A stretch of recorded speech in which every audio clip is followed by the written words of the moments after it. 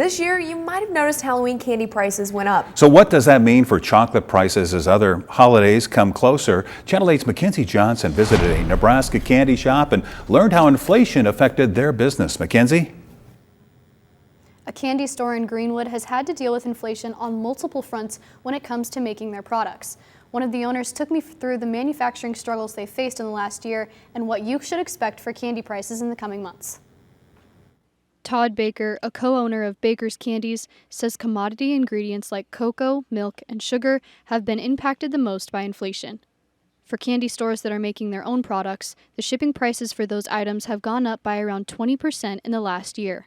Cocoa only grows within about 10 degrees of the equator, so it has to travel a really long ways to get here, and that means lots of fuel. Baker says they're lucky to have loyal customers from around the state, but they've still had to raise prices along with candy stores across the nation. We've done our best to try and offset as much of that cost as we can and not have to pass it along, but there's a certain amount that you don't have any choice but to have to pay forward. Baker says along with shipping, the supply chain for their ingredients has been backed up.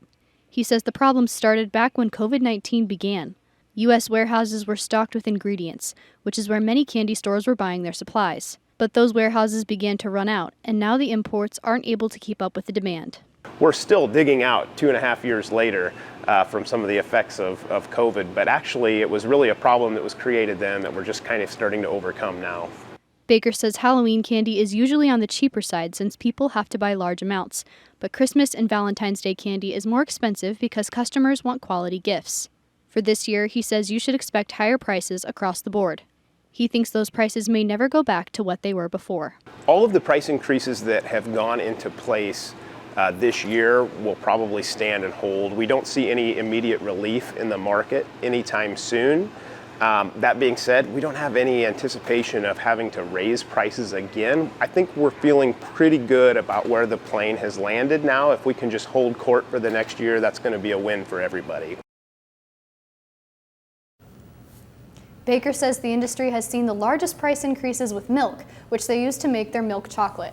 Luckily, he says they haven't had to discontinue any of their products because of inflation, but he gives all the credit to loyal Nebraska customers. All right, Mackenzie Johnson with our top story tonight. Thank you.